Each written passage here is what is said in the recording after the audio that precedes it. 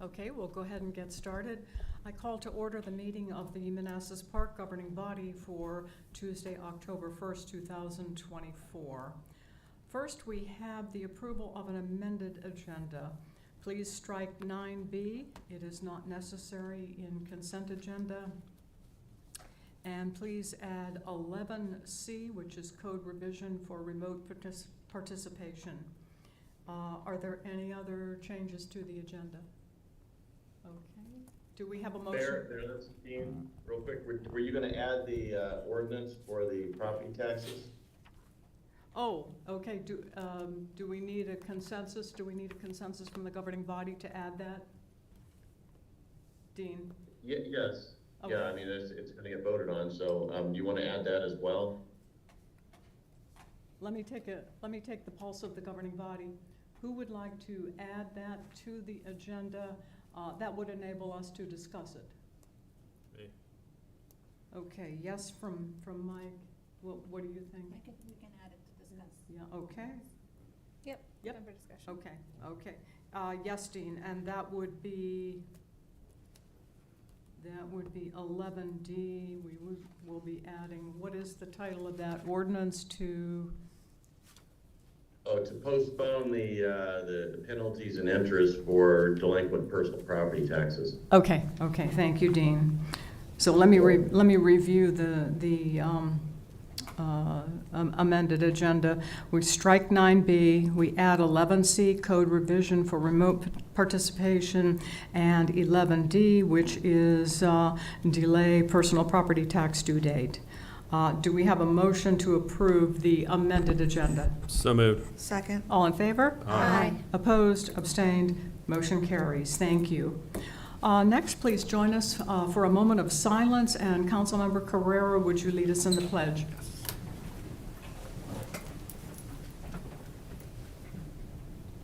I pledge allegiance to the flag of the United States of America, and to the republic for which it stands, one nation, under God, indivisible, with liberty and justice for all. And I don't think we have anyone signed up to make public comment, but is there anyone here who has not signed up but who would still like to make public comment? Seeing no one and hearing no one, we will move on. There is no public hearing, no recognitions. 7 is Senator Danica Roem is here to interact with us about the legislative agenda. Oh, so already? All right. I'm sorry. So we're doing that already? Can you please speak directly into the microphone? Oh, I'm sorry, Madam Mayor. I just didn't know that we were doing that already, so great. Okay. So you want, I guess the purpose is to take suggestions from us for, okay. Sure. So, Who would like to go first? I'll be happy to start. Go if you'd ahead. like. So Yes. just for people watching at home, my name is Danica Roem. I'm grateful to represent you all right here in my new hometown city of Manassas Park. So I just moved in. I bought my condo in Manassas Park Station at the end of August, moved in September 8th. Got my driver's license updated 3 days later. So I also cast my first ever city ballot on the first day of early voting, which is now happening here Monday to Friday, 8:30 a.m. to 4:30 p.m. So I would like to congratulate you all on annexing a nearly 40-year part of Prince William County. That is a huge accomplishment for y'all. Okay. Yeah. Okay. And you're here to receive suggestions from us. So yes, the very short version of this here is I am in my basically information gathering portion of the program here for how we are developing our legislative agenda for the 2025 Virginia General Assembly session. What this means is I have not filed my bills yet because I am still waiting from constituents and specifically from the 4 governing bodies that I represent between City of Manassas Park, City of Manassas, Town of Haymarket, and Prince William County. I need to know what it is that you all need. Now, previously, during the summer, I took the mic and I said, hey, I'd be happy to put in a budget amendment for y'all to take care of the streetlight project that y'all need for Manassas Drive. Still happy to do that. Here's the information that I still need from you all that I requested then is what federal grants have you all already applied for?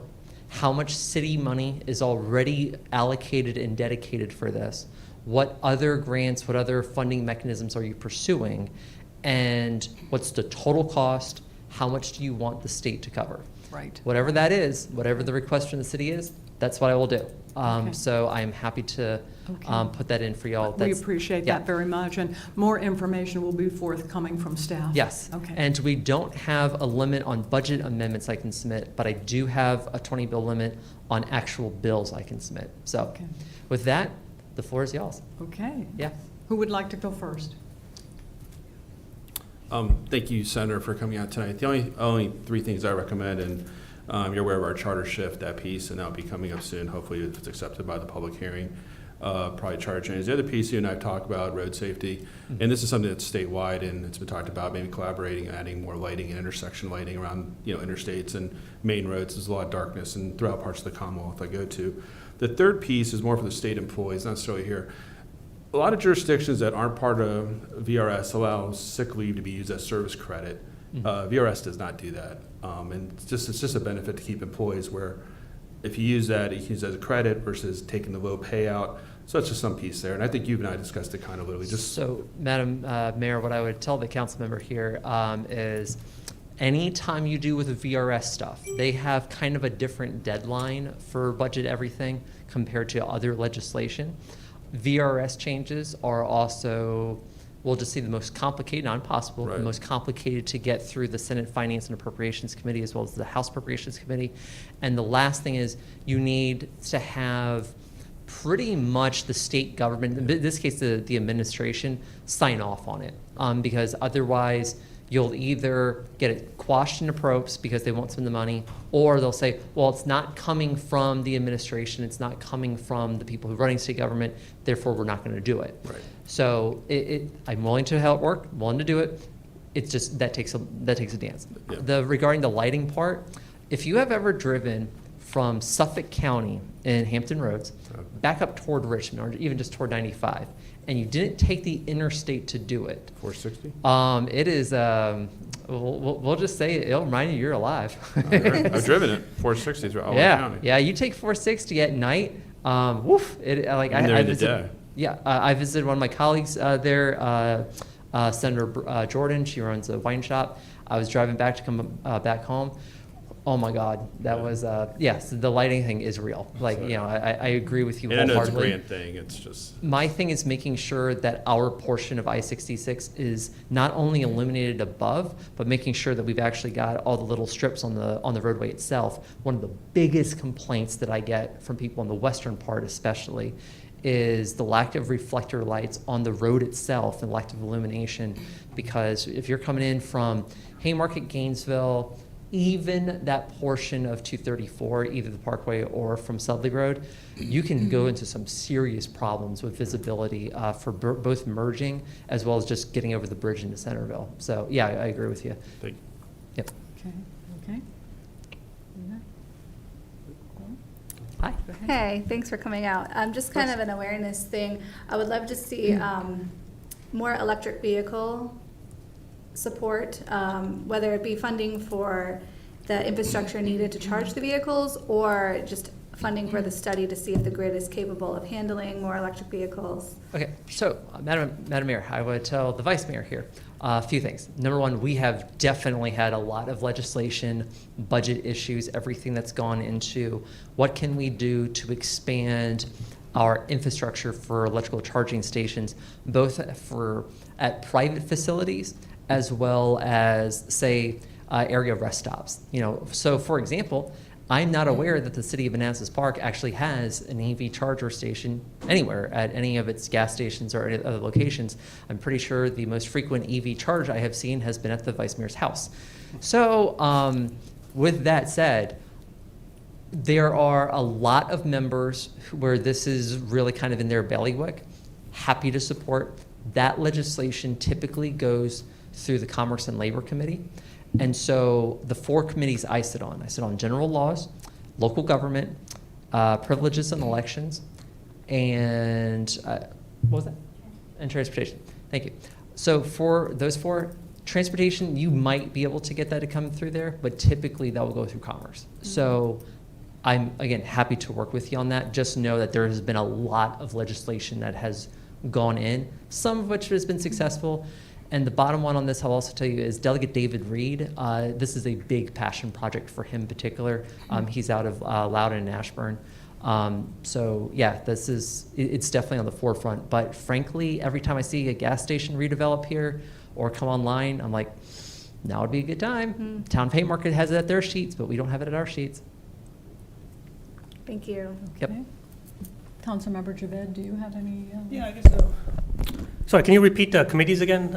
Yeah, sure. So transportation, I'll say it so I don't get that one wrong. Local government, I'm the vice chair, and Senator McPike from Prince William is the chair. So we have a nice little 1-2 punch. Also in the House, Katie Munden King from the eastern end of the county is chair of County Cities and Towns. I am also I'm also a member of General Laws, and I am a member of the Privileges and Elections Committee. That one also deals with our constitutional amendments. We will have 3 for sure that will be coming up next year. So just know that that process will begin again next year. Okay. I guess I got a couple things I don't know if I guess you can help us with. One, I know you've been working with the data centers throughout the region, not working with them, but That's an interesting turn of phrase, Madam Mayor. not working for them with them, but it's like, I guess, trying to oppose, I guess, enact more legislation to regulate it. So, Madam Mayor, I would tell the council member that I am so proud to be living in the one locality in Greater Prince William that has a 3-to-0 parks to data center ratio. And I hope it stays that way or even gets more slanted in favor of the parks. I will be filing a lot of bills this upcoming year regarding curbing data center sprawl. We filed 5 of them this year from me. All of those got punted over to JLARC for a study that is coming out in the next basically 2 months. So it'll be out, I think, by December 1st. And I will be reserving up to 5 spots in my legislative agenda for it. And I said up to, so we'll see what ends up coming out. But yeah, long story short with it is the industry's not happy with me, and I'm just fine with that because my constituents are. Excellent. I mean, my question was, is there legislation that allows localities to actually do an assessment before any approval comes into play? I mean, how are we supposed to know the effects of water, electric? Madam Mayor, I would tell the council member that I'm so glad he read my bill that I submitted this past year that got sent to JLARC for exactly requiring localities to have assessments done before voting on them. That then got changed to a May in Delegate Thomas's bill just to get it over to the Senate, and they still, on a permissive bill like this, still kicked it over to JLARC as I watched the data center lobby furiously texting members on the committee because the bill had gotten out, oh, you need to do a motion to reconsider, blah, blah, blah, blah. It was Senator Subramanian and me against the world on this. And so, I mean, just, I'll keep up the fight, and I will give you all every regulatory power I can possibly grant you if the General Assembly will. So it's like essentially stalled, I guess, or is that? Well, it went to, Madam Mayor, it went to study. So once it comes back from study, which is the next 2 months, then we'll hopefully have a lot of recommendations that will have come from JLARC. That's the Joint Legislative Audit Review Commission. What they do is they basically give us very deep dives and a series of recommendations for legislation to deal with any issue that the General Assembly assigns to us, or something they pick themselves. In this case, the data centers, I had put in the budget amendment for it, but they picked it themselves, so we didn't have to do that. Thank you. My next topic, I can't speak on behalf of the governing body, but something that we've discussed is establishing a quiet zone with the VRE here. And you being on the transportation committee, is there something that we could, I know it's a tough topic, but we're increasing our residential rooftops in the area, and it's just, we get complaints about the train noise. Is there somewhere we can have localities do a study for enhanced safety features that we could maybe pitch to the VRE or? Sure. So, Madam Mayor, I would tell the council member in this case here that yours truly used to live over at the Elms at Signal Hill Station. which is basically a couple tape measures away from the train tracks. Did that for 2 years. So I am very well aware of our happy sound noise there. Here's the issue that you come with.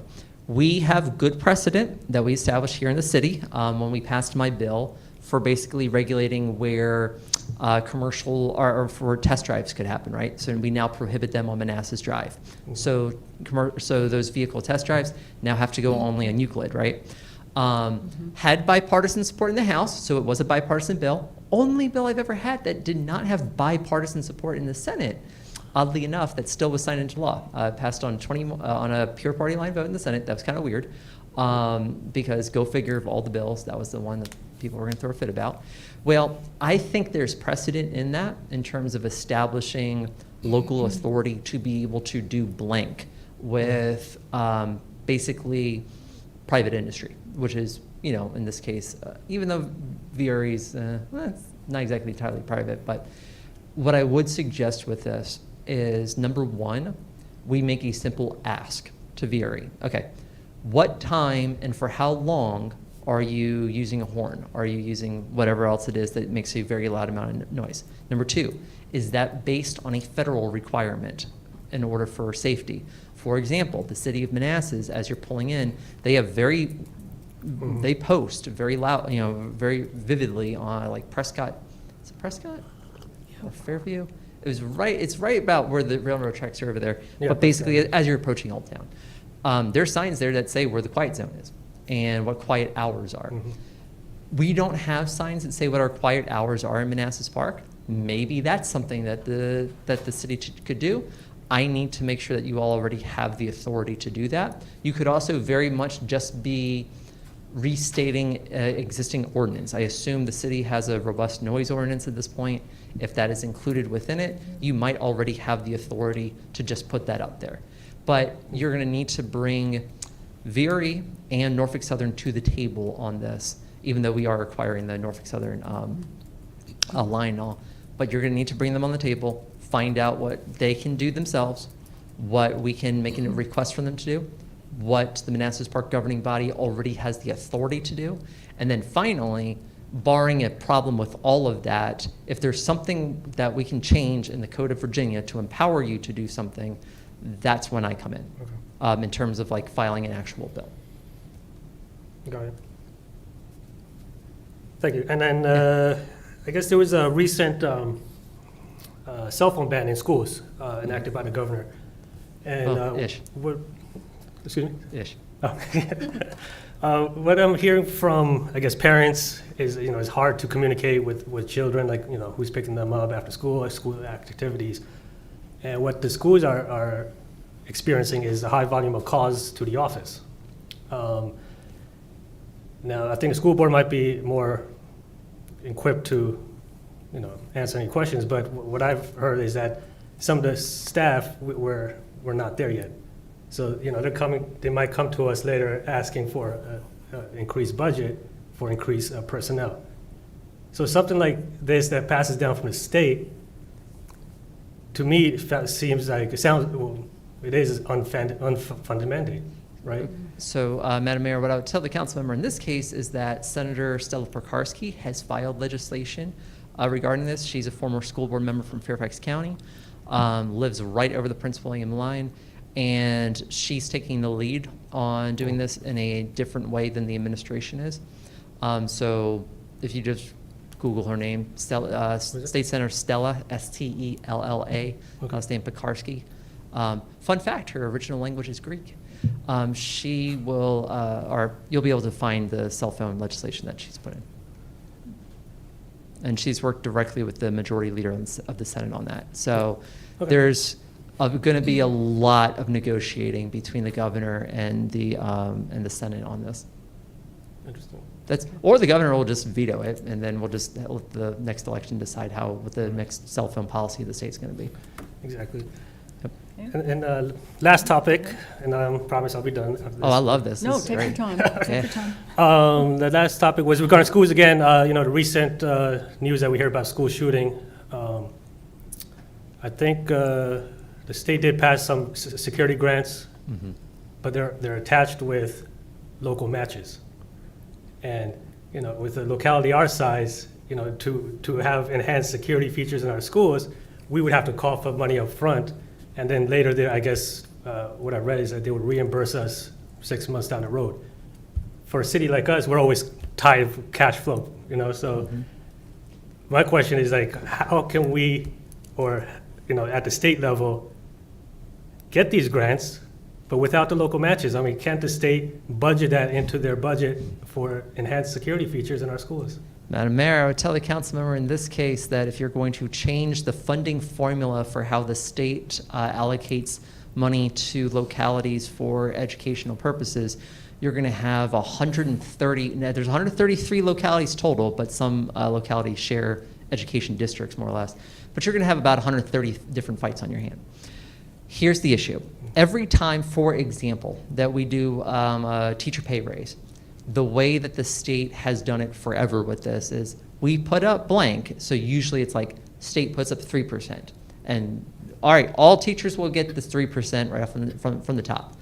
Locality, if you match with 1 more percent, we will match your 1%. So basically what they're saying is, you give us an extra percent, we'll match that last part. So that will be the full 5% at that point. They want your skin in the game at some point. Here's what I can do. If you have specific shortfalls within any of our schools, then the nice thing with Manassas Park, small school district in terms of the number of buildings that you have, if Cougar Elementary School needs a security upgrade for blank, let me know. If Manassas Park Elementary does, if Manassas Park Middle, Manassas Park High School do. If any of those schools have an infrastructure, capital improvement project sort of thing, bring it to me. And if it's relatively affordable, as in 5 to 6 digits, let me put in a budget amendment to help you all out. And if we get it, great. If we don't, at least we're getting the ball rolling, right? So those are little things I can help you with. But in terms of telling the city, no, you don't have to have any skin in the game on this, the Senate Finance Chair will laugh loudly and then move on to the next topic. I see. Yes, and I see our former school board member nodding in agreement, having observed this up close. Okay. Do you have any more follow-up questions? I think those were, I think that's it. Okay, okay. Cool. Yes, ma'am, go ahead. It's not, thank you for coming tonight, Yeah, of Senator. course. It's not necessarily a question, but, so we're going to be celebrating our 50th anniversary, July 1 of next year. Mhm. So we may be reaching out to you to find out how at the state level we can have something, a proclamation, whatever the decorum is to celebrate.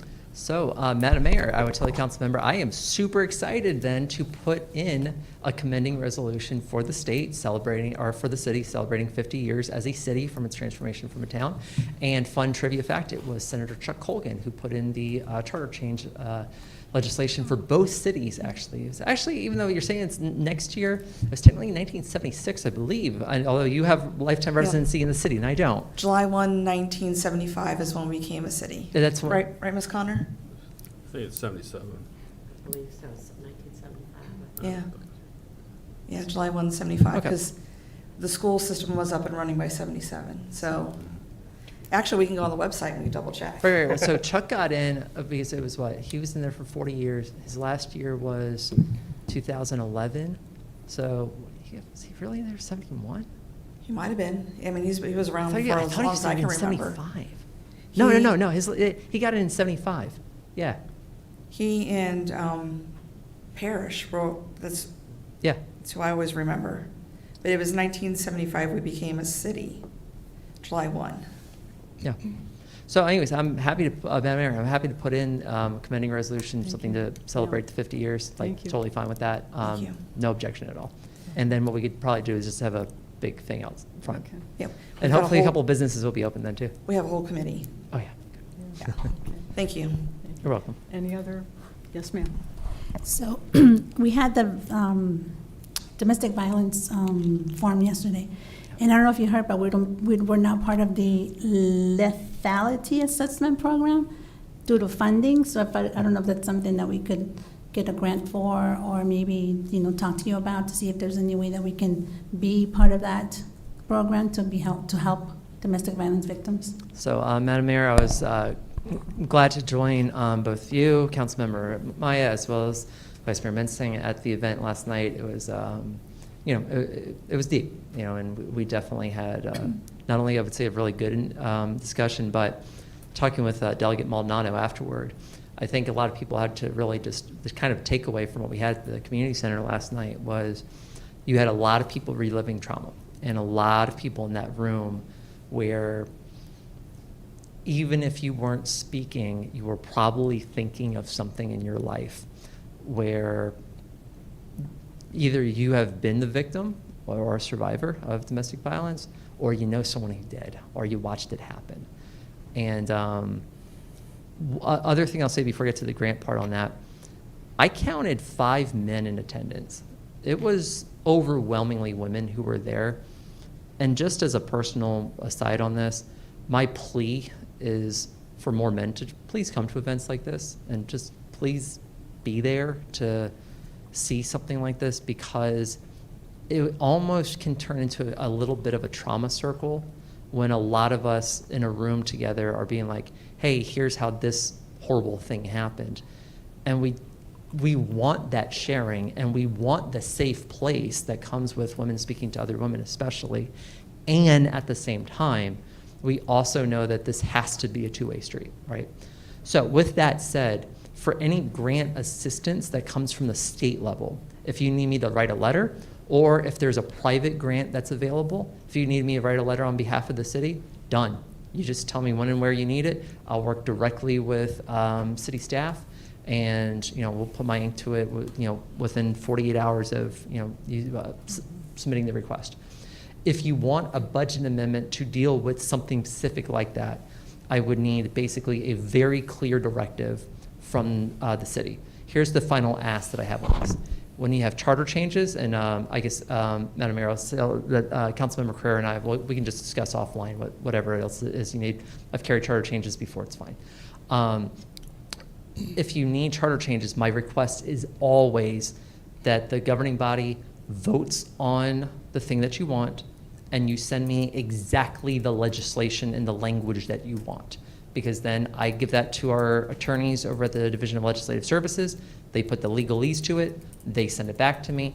I review that with you all. You all good with this? Great. And then we submit it. I then have the evidence of the city has put this forward. The city wants to do this. And if I have all that, we call that rocket docket down in Richmond. That means, unanimous, next vote, have a nice day. And again, I'm vice chair of the committee, which means I get a little bit of clout on local gov. It's cool. That said, for budget amendments, same thing. I need a request from the city because it gives me a little extra oomph in front of the finance committee and to the other members, where I can say, this is a constituent service request. This is not me just pulling money out of thin air and saying, oh, please, this would be great for my district so I can get political points.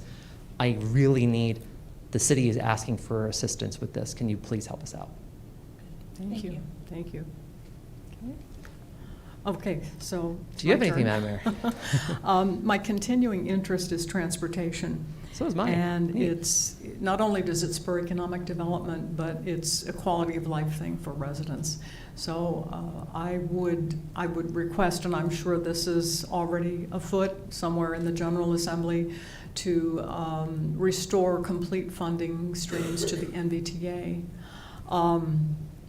And if it could be done without touching any other existing transportation revenue streams. We don't want to rob Peter to pay Paul, that type of thing. So, Madam Mayor, I'll tell you on that one in particular, you might remember yours truly was the only member of the entire legislature who voted against the state portion of the grocery tax repeal, specifically because they did not make transportation funding whole out of that. A portion of that goes to maintenance for roads and stuff, right? I stood up on the floor, and this was when I was in the House, I peppered the patron of that bill, who's a delegate from Norton County. Get along with him, great.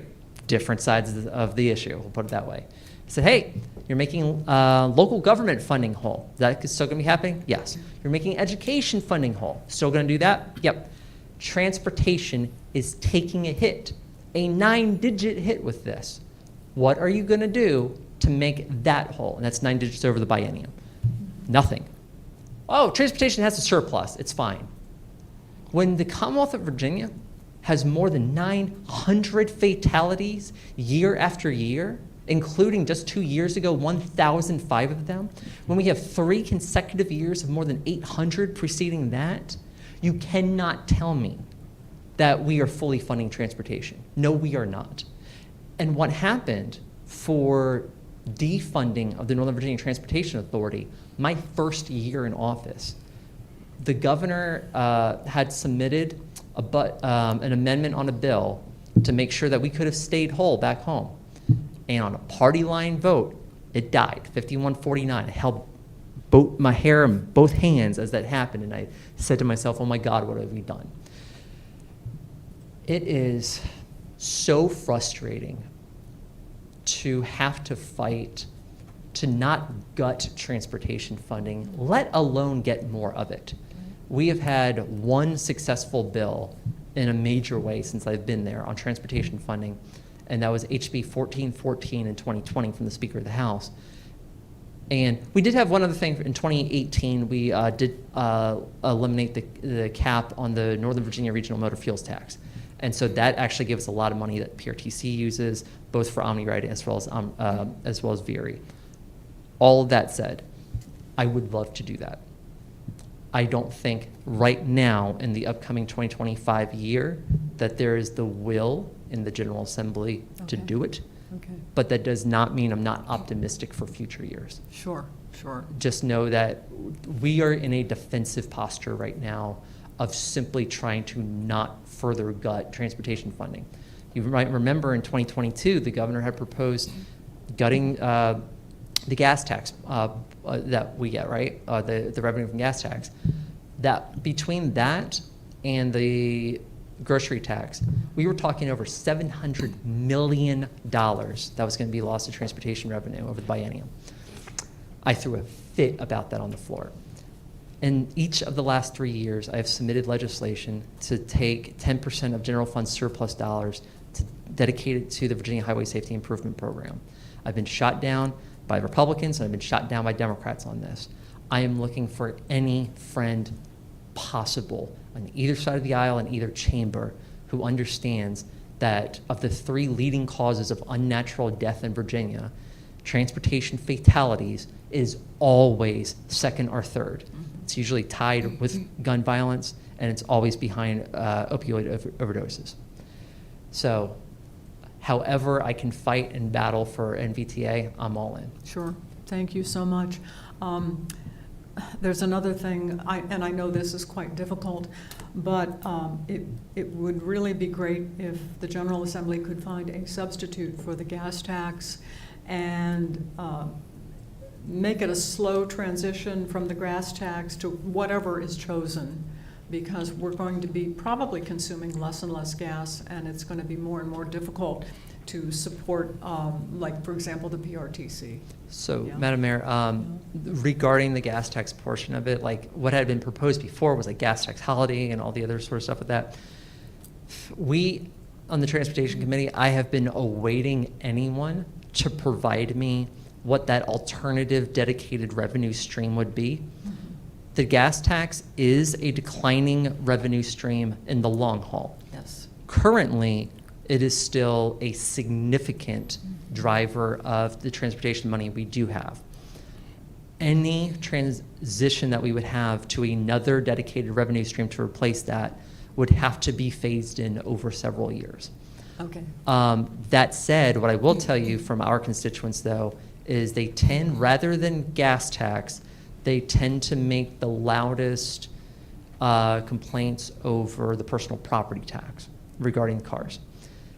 I've been having conversations with commissioners of revenue, including the city of Manassas, one, Tim DeMaria, trying to figure out what would be our alternative to this. And the biggest issue is that localities want the control over the revenue stream that comes from it. They don't want it to, they simply don't trust the General Assembly to always give you money.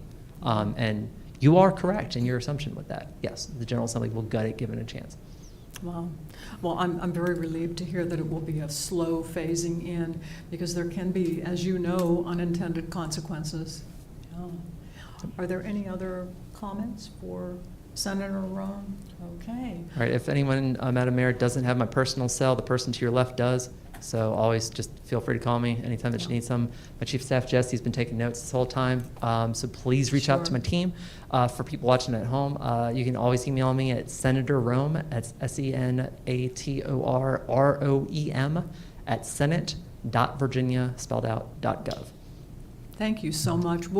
Staff will be sending you more complete verbiage on the things that we've talked about tonight. Great. Thank you, Yeah, Madam Mayor, for the thank you. invitation. Good to see all y'all, and have a great rest of your night. And happy birthday. Yesterday was your birthday. 40, yeah. Yeah, I'm still hiding grays under here. It's great. All right, have a good day, y'all. Take care. Thank you so much.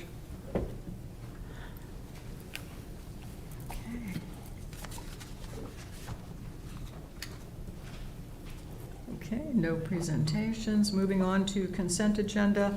Consent agenda consists of approval of the minutes of July 30th and September 17th, 2024. Second. All in favor? Aye. Opposed? Abstained? Motion carries. Thank you. Okay, moving on to 10A. 10A, First Amendment to Comprehensive Development Agreement. Good evening, this is my issue. You may remember this was on the agenda previously, but we pulled it off because there was an issue with the formula, not an issue, but we were asked to kind of take a look at the formula for the ADUs, WDUs. Yvette Monty, who's represented the city, has come up with some new language that's in your packet. In the red line version of the exhibit to that First Amendment. The First Amendment itself would allow for the last 70 units. If you may remember, the Comprehensive Development Agreement withholds 70 units from final construction until the commencement of construction on the theater. Because the city is actively negotiating with B&B right now to sell that property directly to B&B and then have them build the theater.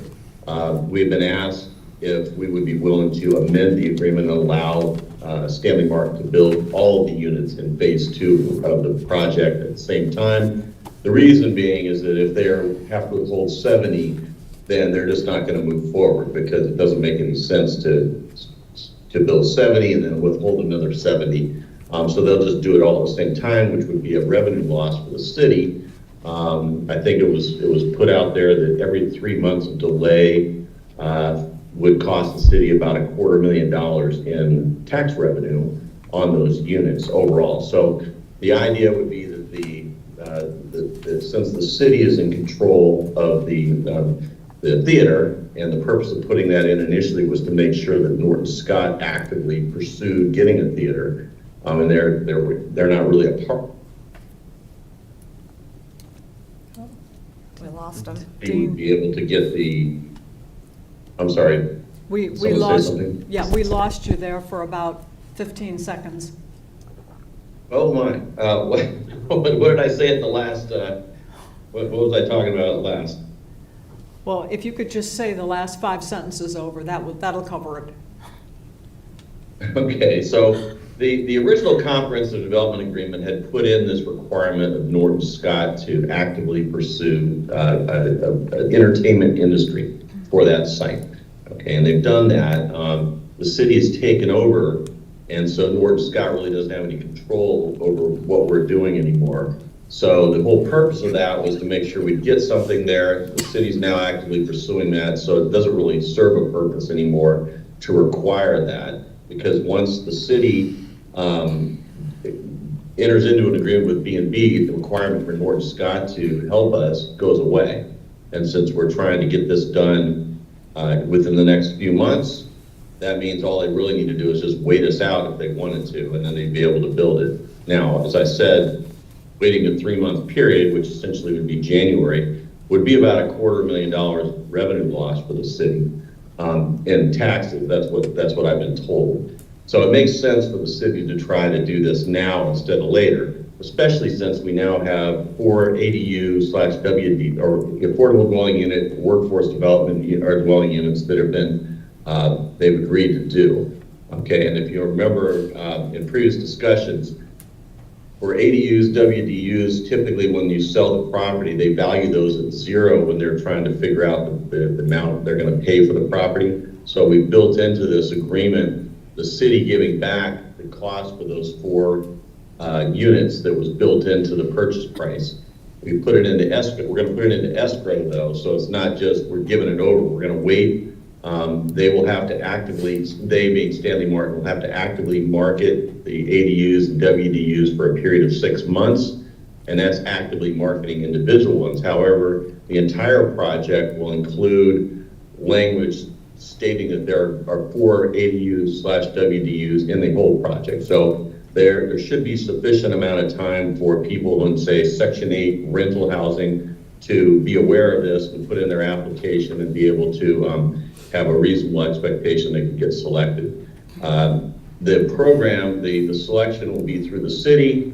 There will also be covenants that will be placed on these properties if in fact they do sell. And after a 30-year period, I believe it's 30-year period, when they sell it, and if they sell it, they'll be able to sell it at market rates. Then half of the profits will come to the city for a trust fund for affordable housing. So it's a long-term solution, or a long-term assistance, I should say, for the city. Now, if those units don't sell or have an active contract within that 6-month period of active marketing, then the money will come back to the city and they'll be able to sell that unit market rates. So it's a unit by unit basis. So it's a win for the city, and then we get these units. Everybody is paying. So the city's putting in the money from the purchase price.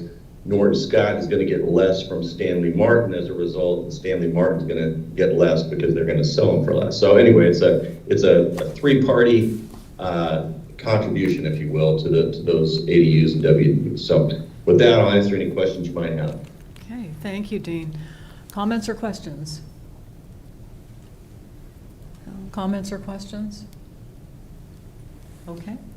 Ma'am, go ahead. Oh, no, it just came to mind, and Yvette would probably know this answer better than anybody. There is a shortage right now, right, of affordable housing that folks can use, like for if they have a Section 8 voucher or any type of assistance.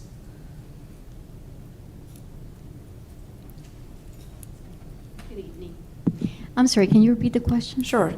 In this area, there's a shortage of housing for folks that pay for housing using assistance, right? I would say there's a shortage in general, definitely. And we could see that in our, the study that we did for the city. There is definitely a shortage for people that make less than 80% of the area median income. And the assistance that you're talking about, the housing choice voucher, those vouchers are available for people that make less than 30% of the area median income. So that's considered very low income per HUD. Either way, though, the chances of it sitting, of someone not being able to approve? Right, or taking advantage of us having the ADU or the workforce development is very slim. Actually, our policy is targeting the households that make less than 70%, that's for the ADUs, and less than 80% for the WDUs. So that this policy is not really targeting the people that make the households that make less than, let's say, 60%, 50%, because it would be hard for them to be approved for a loan to buy one of these units. Okay.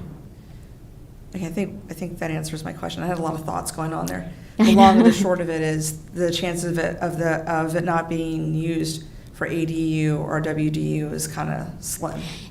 I would say it's slim. I mean, I have seen other jurisdictions programs. I worked for one for 5 years, the homeownership division actually in Fairfax County, and there's always abundance of demand for the units. There's never a shortage of demand. Okay. It's probably 100 people per unit. Okay, thank Yeah. you. You're welcome. Okay, comments? Any other? Okay, there are two motions attached to this item. The first recommended motion is that the governing body approve and adopt a revised ADU, WDU policy that incorporates a new formula for determining the maximum price for affordable dwelling units and workforce dwelling units as presented and subject to final city attorney review. Moved. Second? All in favor? Aye. Opposed, abstained, motion carries. The next motion is that the governing body approve and authorize the mayor to sign a First Amendment to Comprehensive Development Agreement for City Center Phase 3 as presented and subject to final review by city attorney. Moved. Second? All in favor? Aye. Opposed, abstained, motion carries. Thanks, everybody, and thank you, Dean. Okay, moving on to 11A, Connor Center Pond Refit, and that would be Calvin. Welcome, Calvin.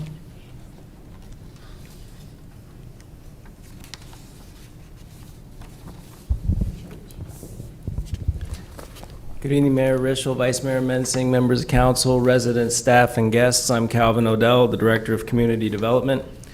Connor Center Pond Number 1 is a stormwater detention facility about 1,000 feet behind us here that is at the end of the village, 2/2s, and penned in by the businesses on Owens Drive.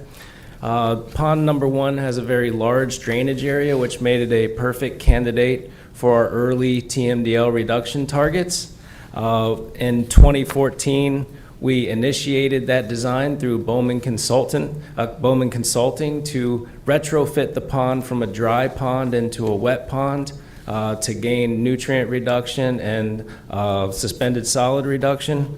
When it was originally designed, it was under the assumption that we were years away from future downtown development, and that everything would be treated on site after that. Any new development coming in would be forced under the new regulations to provide on-site treatment. But the pace of the PPA that developed this facility that we're in the village, residential and commercial, and also a memorandum from DEQ sort of extending permission to use regional facilities, made that assumption invalid. And Capitol Park and Super Concrete's expansion were considered in Bowman's plan when they first did the Pond 1 retrofit, but the village development on the Bays Tract was not. So since the Bays Tract is now densely developed and in the Pond 1 plan, that area was considered undeveloped. In order to preserve the nutrient reductions that we anticipated, we have to do some redesign of the Pond 1 retrofit project now. And additionally, the village development put some stream areas in hard pipe, underground pipe, and that needs to be reflected in the plan before we finally submit to DEQ for review. And aside from the plan revision itself, actually changing the stream to hard pipe and changing the calculations to get our TMDL reduction credits, we also wanted to have some construction-related services and some RFP-related services. Have Bowman go ahead and prepare the RFP for the construction of the pond and be with us through the RFI process on that, and also to be with us through the construction, since they are designers, to answer any RFIs that come up during construction. So the estimate from Bowman to survey, update the plan, and provide services for the project is $74,096.91.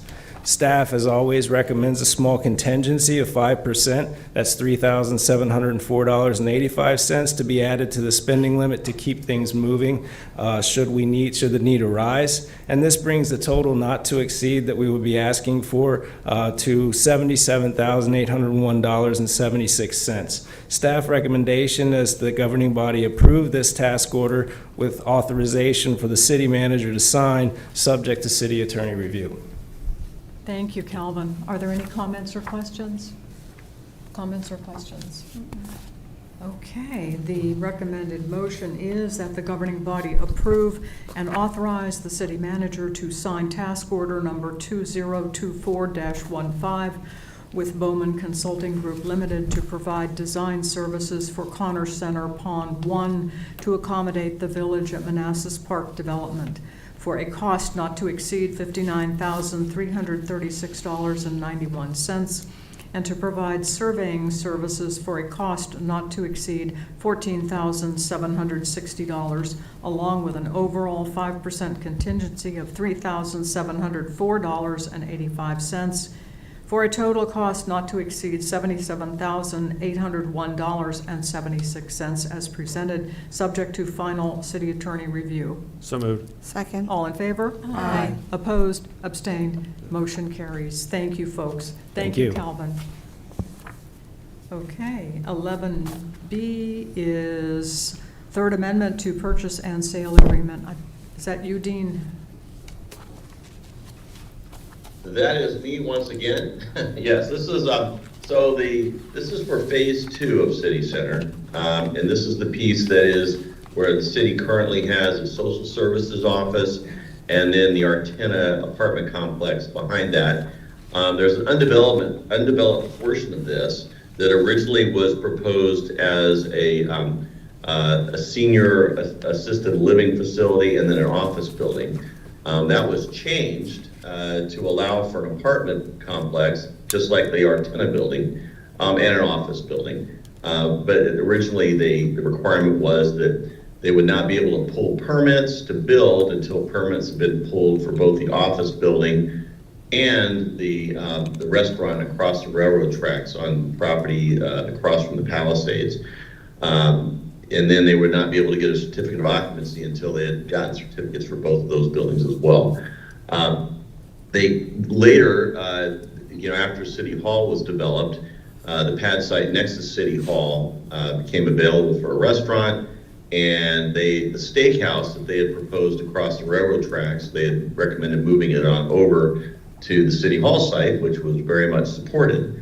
And then so we amended, or you amended the agreement again to allow for either the restaurant across the railroad tracks, same conditions, or that they would have an active lease for the building next to City Hall for the steakhouse. But they still have the same requirement for the office building, to start that office building as well. Unfortunately, when they went out to try to get a loan for the office building, apparently 2 lenders turned them down and said, essentially, office lending is frozen. The office market nationwide, the commercial office market nationwide is in a glut situation, and it's going to be like that for the foreseeable future. So anyway, once again, because this is something that the city has already approved, they are ready to go with the apartment building. This request is that they be allowed to do that, and because they can't go for the office right now, they can't get a loan for it. The recommendation is that, or the request is that they be able to build the apartments now.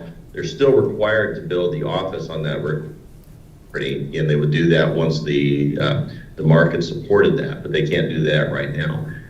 The requirement now would just be that they wouldn't be able to get a certificate of occupancy for the apartment complex until that restaurant had been opened for at least 3 months to patrons for general public for both lunch and dinner. So, and that's what's before you now is that Third Amendment. Okay, thank you, Dean. I'll take any questions you might have. Thank you, Dean. Comments or questions? So Dean, on the off chance that we don't approve this, what would be the impact on the city? The city just wouldn't get any tax revenue from the apartment complex. I don't know if you remember, the previous city manager had presented to the governing body at one time a table that showed the revenue generated and the drain on city services for various types of residential dwelling units. And apartment complexes were seen as one of the best ones for generating more revenue than they took, generating revenue that exceeds the amount of city expenditures to support them. The reason is that typically are small families without school-age children or no children, or single individuals. They typically they're more likely to take mass transit, the VRE, so they aren't putting as much wear and tear on the roads, and that's held up with the first Artena building, and then also the apartments across the street from City Hall. We were able to amend that parking agreement with Hosta, the owner of that, because they weren't using much of their parking spaces, because the people that are living there liked the idea of walking to the VRE. So they tend to drain city services less than, say, a townhome that has children that are high school age and school age children, or have people that have two incomes, that a lot of vehicular traffic on the roads.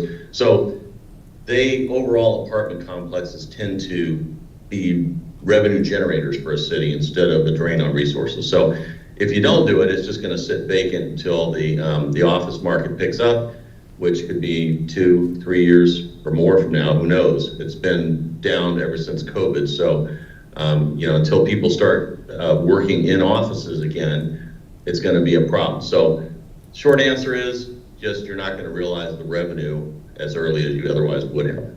Okay, thank you. Any other comments? You're welcome. Comments or questions? No? Okay.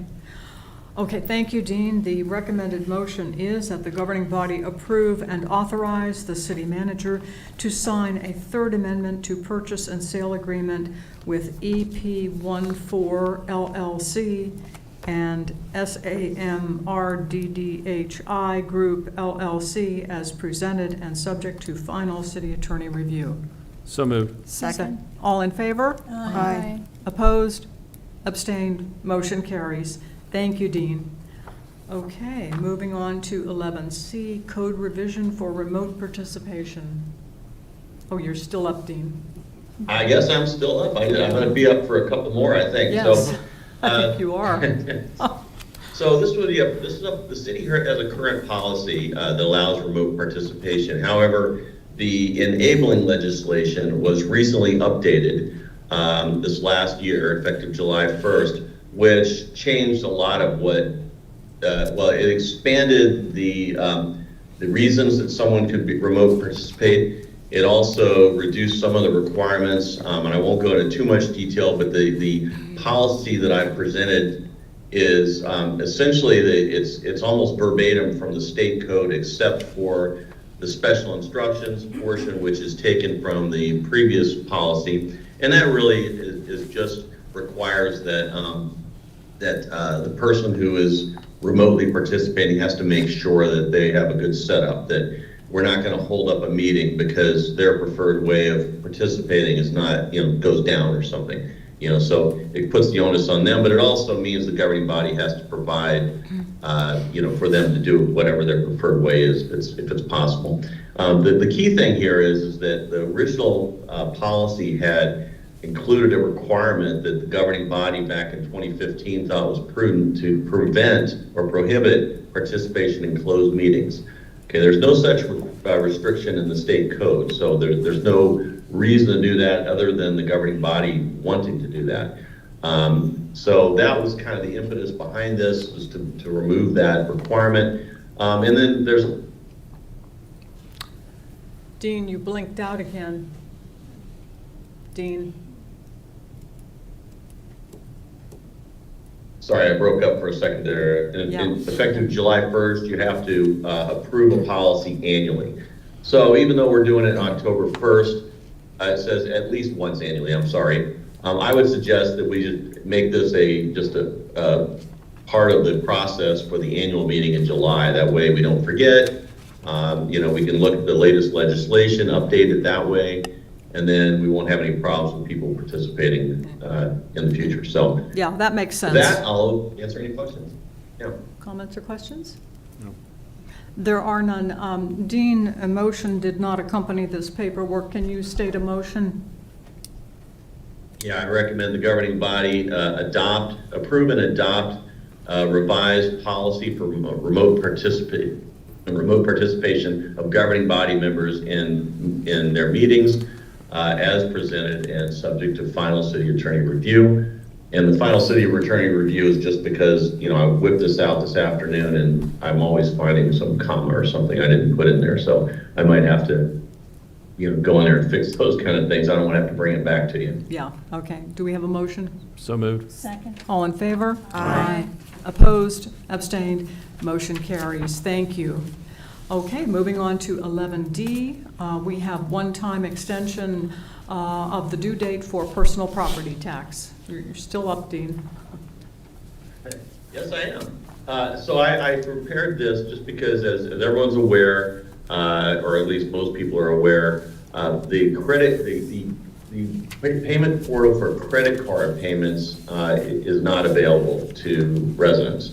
And that's created a big problem in that not everybody's comfortable using ACH, that's automated clearinghouse transactions, where they basically pull the money right out of your checking account.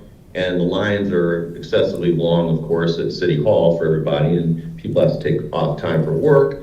And so it's very inconvenient, and I know of at least a few people who have said they're not going to wait anymore and they're going to come back later. So it's this year would do essentially what I believe the treasurer said she was going to do, she wanted to do, which was just not postpone the due date, but just not start assessing penalties and accruing interest until 30 days later. I think she said actually November 1st, but this year gives a full 30 days because in reading the chatter amongst the governing body, I think there was desire for a 30-day period. So this pushes as long as you paid the personal property taxes due for tax year 2024, okay, this only applies to tax year 24. So if you have delinquent taxes from previous years, you're still accruing penalty and interest on that. This is just for this year, and if you pay it all by November 5th, then you won't have any penalties or interest, but starting November 6th, if you haven't, then you'll get a penalty assessed and you'll start accruing interest. So basically just pushes everything by a month. Dean, my understanding was that Patty did not recommend this. Well, I don't think she wanted to. Well, I haven't spoken to her, so I can't speak for her. I understand that she had intended to not charge penalties and interest Right.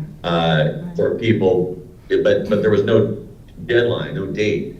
When I asked before, I think she said the end of the month, the end of October. But we need to have something in writing. We can't just have that, and I don't think she has the authority to do that on her own. Okay. I mean, she does have the authority when it comes to penalties and interest, but I think we should give some cover to her. And the governing body has the authority, per state code, to go ahead and set what penalties and interest they want to charge and have accrued. So Yeah. you do have this authority. If you want, I would recommend you do it, only because it provides some certainty for the people out there, and it makes it much more easy to defend legally. Just so that we go into this with our eyes open, is there a likelihood that delaying PPT will also cause a delay in the real estate? Well, that has happened in the past. I know that, Yeah. and it's caused kind of a domino effect. So we may be back here asking for postponement for real estate tax deadline or penalties and interest again. We've done this in the past. The problem is every time we do this is we're delaying when we're getting that money. We're not getting interest in our accounts. So it is costing the city a substantial amount of money by doing this. So, and I don't know how much, but it is not insubstantial. I was hoping for an estimate of how much the city would be losing, how much interest. I wouldn't be able to provide that. I'd have to go to staff for that. I'll need to look that up. I can provide that tomorrow if you like. I don't have that top of mind right now. Okay. Because that would be, I mean, we should have that information before we vote. But I guess the issue is that they're due, what, the 4th or the 5th? To do Friday.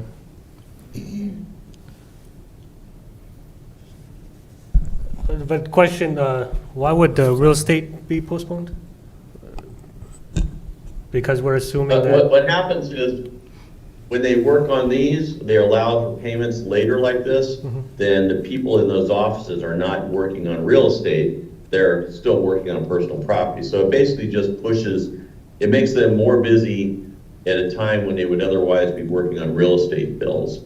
So they're still doing this stuff. So it just kind of bleeds over. It's not a direct day for day or anything like that. It's just that they become busier for real estate taxes because they've spent so much time later on in the year on personal property taxes. Sort of Does that like an make any unintended sense? consequence. No, that's, Yeah. yeah, I understand that. I mean, I think when she emailed us, she said she had a big majority of people already paid. So I think a small batch shouldn't hold up real estate tax if it's just a small number of people. And if she was planning to, So, I mean, just right, and she wasn't planning to, based on what we've increase it heard anyway. read. So right now, it's just an assumption that real estate would be delayed, which I don't think it should be Yeah. based on Well, I don't think we're assuming, we're just saying there's the potential for that. potential, yeah. But I think I'm pretty confident in the department that they could get the property tax Yeah. over and done with in the next couple of days. I would Even really, with the extension. yeah, I would really love to know how much interest we're gonna lose on those funds. But Do we know what we lost the last time? No? Okay. Any other comments or questions? Yes, ma'am? I would just say, in light of the portal being down and the reported long lines waiting to pay, I do think that we should extend the deadline. Okay. And I'm going to second that, or I know it's not a motion, but again, it's unacceptable. The portal is down. It's not down anywhere else in the Commonwealth of Virginia, 95 counties, 38 cities. And Prince William County, for no reason, just to accommodate their residents, they waited 2 more months. They extended theirs to December 5th. And I know we talk about the inconvenience for the treasurer's office. What about the inconvenience to the residents who have to leave their work? What about their interest and their time and their sick leave and they're not taking pay to having to come in here because the system's down? When is their consideration over the treasurer's consideration or the Commissioner of Revenue's consideration? And we have extended the real estate in the past separate from this. Those are two different things. And again, I don't want to see the city lose, but I don't want to see residents lose. So I support extending this for 30 days. Thank you. And I don't think anyone's saying that we are putting one interest above another. I don't think anyone has said that. Okay. And we certainly don't intend to, Okay. yeah. Any other comments or questions? Just that if, it sounds like the treasurer was already going to informally give a grace period. Mhm. So I don't see a downside in formalizing that grace period. Mhm. And to echo what the city attorney said, at least we'll have a start and end date for that extension. Okay, okay. Any other comments or questions?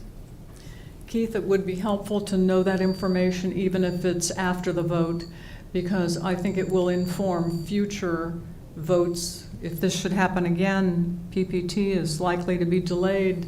I think the governing body should know that information, if we can. Thank you. Dean, would you recite the motion, please? Yes, I recommend the governing body approve an ordinance to extend the date on which fees will be imposed and interest will accrue on delinquent real estate or personal property tax for tax year 2024 as presented. So moved. Second. All in favor? Aye. Opposed? Abstained? Motion carries. Thank you. Okay, moving on to, this is second public comment time. Is there anyone who would like to make public comment? Seeing no one and hearing no one, let's move on to city manager report. Just want to thank Kenny and the library staff for their quick reaction over the weekend when we had the leak. So far, remediation is going well. We found no further damage, no mold, so I think we're on track to finish in the next 2 weeks or so. So the impact for residents is that the library will be closed for 2 weeks, and most likely the splash pad will not be turned on for the rest of the season because we're going to winterize here in a month. So. Okay, thank you. Anything else? Okay. Dean, we do have a closed session. Dean, would you please read us into closed session? Yes, I recommend the governing body go into closed meeting to discuss and consider candidates for the position of city manager pursuant to paragraph 1 of subsection 2.2-3711A of the Code of Virginia. So moved. Second. All in favor? Aye. Opposed? Abstained? Motion carries. Thank you. We'll take a 5-minute break.